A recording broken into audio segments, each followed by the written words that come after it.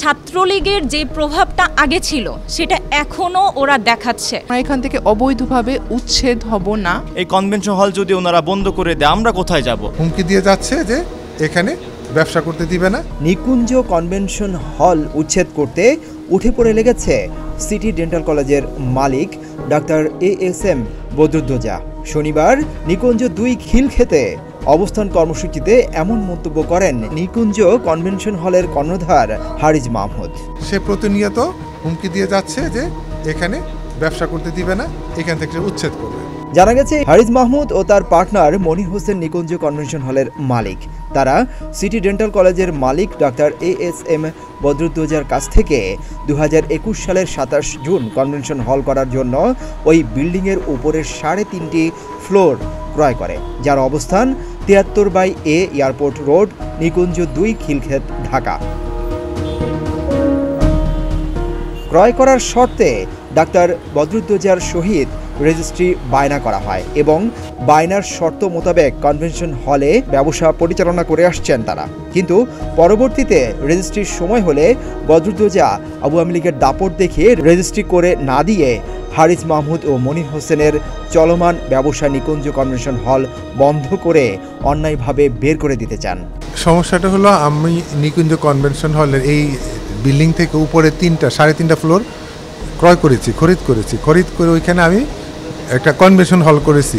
নিকুঞ্জ convention নামে আমি ব্যবসা পরিচালনা করতেছি শান্তিপূর্ণভাবে। হাইকোর্টের মহামান্য উচ্চ আদালতের আদেশও আছে যে এখানে আমাকে ব্যবসা বাণিজ্যে কোনো রকম বাধা বিঘ্ন সৃষ্টি করতে পারবে না। সিটি ডেন্টাল কলেজের মালিক এবং তাদের স্টুডেন্টরাও বিভিন্ন প্রোটেস্ট সব কিছুর মাধ্যমে এখান থেকে উচ্ছেদ করতে চাচ্ছে। একটাই দাবি, আমরা এখান থেকে অবৈধভাবে উচ্ছেদ হব না।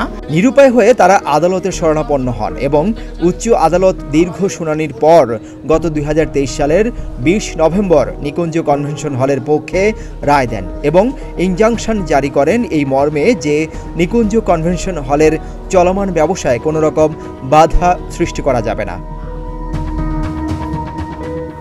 কিন্তু গত 31 আগস্ট শনিবার বেলা আনুমানিক 11:30টায় ডাক্তার বদরুদ্দোজা নিজে ও তার অফিস স্টাফসহ 20 থেকে 25 জন লোক নিয়ে নিকুঞ্জ কনভেনশন হলে ঢুকে ব্যাপক লুটপাট ও ভাঙচুর চালায়। সাথে সাথে তারা খিলক্ষেত থানা, র্যাব ও আর্মি ক্যাম্পকে জানায়। 25 থেকে 30 মিনিট পর খিলক্ষেত থানার ওসি তার ফোর্স সহ এসে পরিস্থিতি নিয়ন্ত্রণে এনে কনভেনশনের মালিক পক্ষকে এবং ডাক্তার বদরুদ্দোজাকে বলেন নিজেদের মধ্যে আলাপ আলোচনা করে সমস্যার সমাধান করার জন্য। কিন্তু এর পরদিনই ডাক্তার ASM বদরুদ্দোজার লোকজন এসে তাদের শাসিয়ে যায়, এই বলে যে যেন তারা 7 দিনের মধ্যে কনভেনশন হল বন্ধ করে চলে যায়, তা না হলে তারা নিকুঞ্জ কনভেনশন হল উচ্ছেদ করবে। অথচ কলেজের মালিক নিজেই তাদের ডেকে এনে 3.5টা ফ্লোর তাদের নিকট বিক্রি করেছেন আর এখন অন্যায়ভাবে উচ্ছেদ করতে চাচ্ছেন। কুচুকরি বুদ্ধি করে আমাদের ব্যবসা প্রতিষ্ঠানটা বন্ধ করে দিতে চাচ্ছে, এটা আমরা কোনোভাবেই মেনে নিতে পারতেছি না। হাইকোর্ট বলছে যেন আমাদের ব্যবসাতে ওনার কোনো প্রতিবন্ধকতা সৃষ্টি না করতে পারে। ওনারা হাইকোর্টের রায় অমান্য করে আমাদের ব্যবসা বন্ধ করে দিতে যাচ্ছে। আমরা আমাদের এখানে পরিষ্কারভাবে মেসেজটা দিতে চাই যে আমরা যতদিন পর্যন্ত এটা কোর্ট ডিসাইডেড না করে যে which one will be appropriate for the legal, ততদিন পর্যন্ত আমরা ব্যবসা শান্তিপূর্ণ করতে চাই। এদিকে ছাত্রদের দেখা গেছে অবস্থান কর্মসূচির সাথে যোগ দিতে, তারাও এর ন্যায্য বিচার দাবি করেন। ছাত্রলীগের যে প্রভাবটা আগে ছিল সেটা এখনো ওরা দেখাচ্ছে। আমরা চাচ্ছি ন্যায় বিচারটা হোক। খিলক্ষেত ছাত্র সমাজ কোনো সময় ন্যায়ের বিভাগে ছিল না, থাকবেও না। আমরা যদি বৈধ হই আমরা থাকবো, আর অবৈধ হলে আমাদেরকে উড়িয়ে দিবেন, কোনো সমস্যা নেই। জানা গেছে এই প্রতিষ্ঠানে স্টাফ সহ শতাধিক পরিবারের রুটি রুজি জড়িত। নিয়মিত ভ্যাট ট্যাক্স প্রদান করে দেশের অগ্রগতিতে অবদান রেখে আসছে প্রতিষ্ঠানটি।